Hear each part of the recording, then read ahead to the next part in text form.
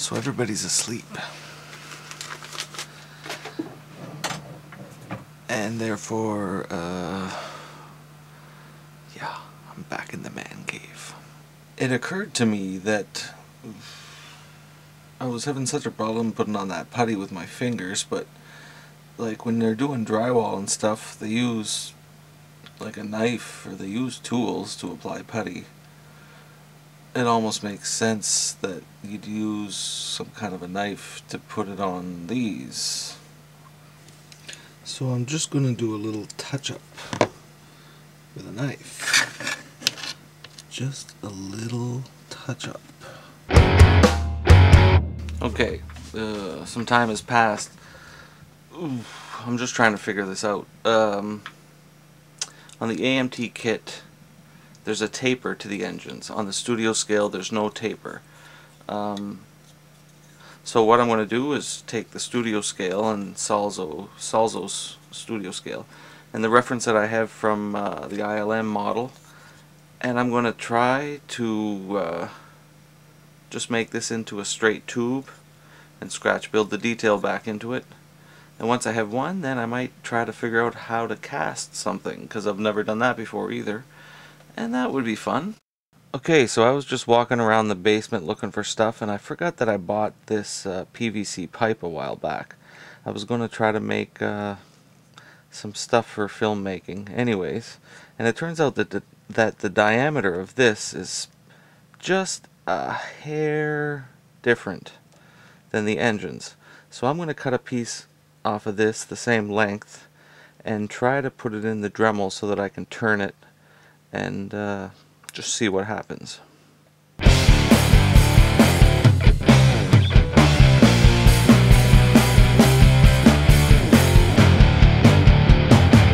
Okay, here's what I've done. I've taken a piece of PVC, I've cut it off to match the height of that without the little funnel type piece in the end.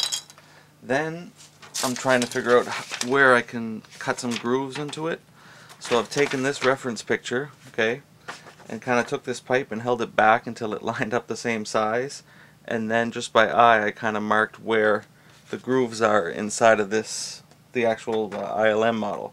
So now I'm going to throw this in the Dremel and try to just bring those pieces narrower just a hair.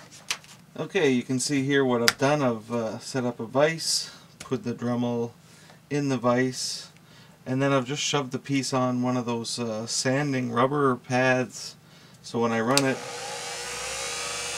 it's spinning but it's wobbling, and chances are it's going to fly off. I'm going to give it a shot. We'll see. We'll both see what happens here. So place your bets now.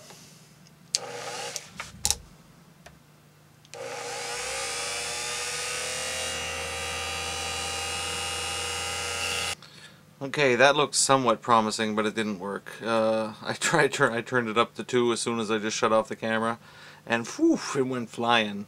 And it's not spinning. It's not spinning equal. It's got to be center, center, center. So yeah, it's not working. Back to the drawing board. The first item I'm going to review is the 172 Rebel hangar fleet, available from Wolfgang over at trillions.de.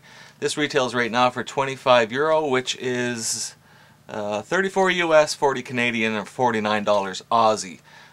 Coming over to North America, it's $5 for shipping, and in Europe it's $3.50. So let's take a look at this baby. Here's what you get in a little bag. You get 15 parts, at least 15 parts. You get the little shuttle thing, some of the equipment, some more equipment. You get a droid. You actually get 2 droids.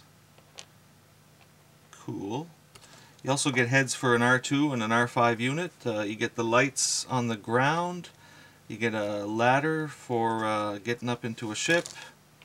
You get a gonk droid, which is freaking awesome. And some other parts and stuff.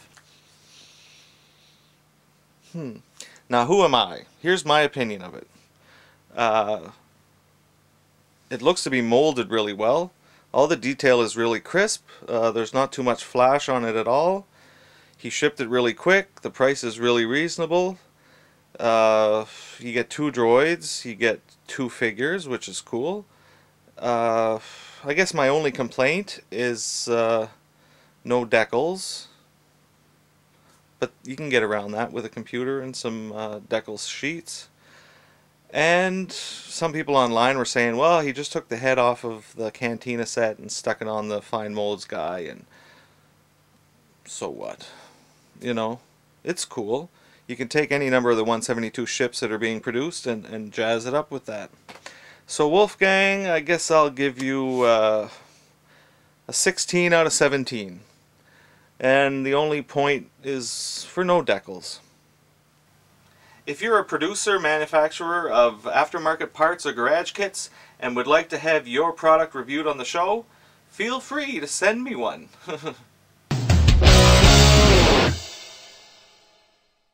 This again, so it had been about half an hour, so I sanded that touch-up coat, and that's, I think that'll do it. So that's at least one thing completed tonight. Yeah. Right now I'm going to start working on the nose of this thing and cut out what's on the kit. So here's the studio scale nose cone, and the biggest difference, I guess, is the amount of depth that there is here.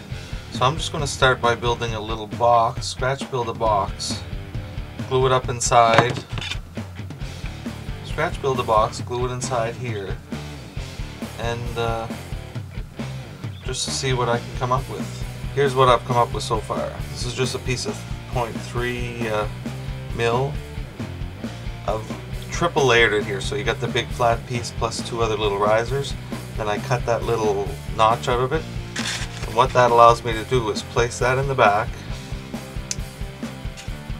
and then that can come up and sit flush. Okay, kind of like the studio scale, because this comes off just flush with the rest of it.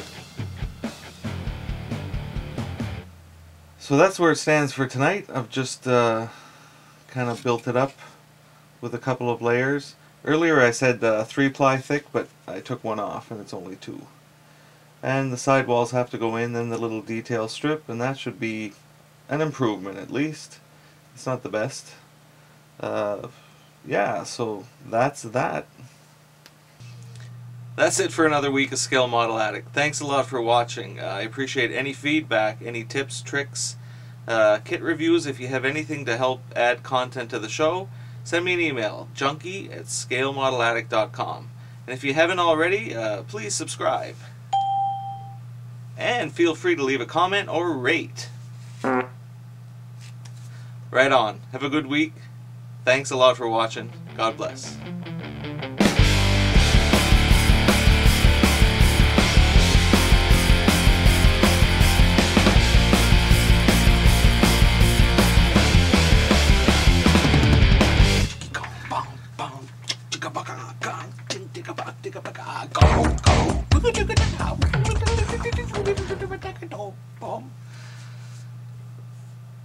Oh, I need to sleep.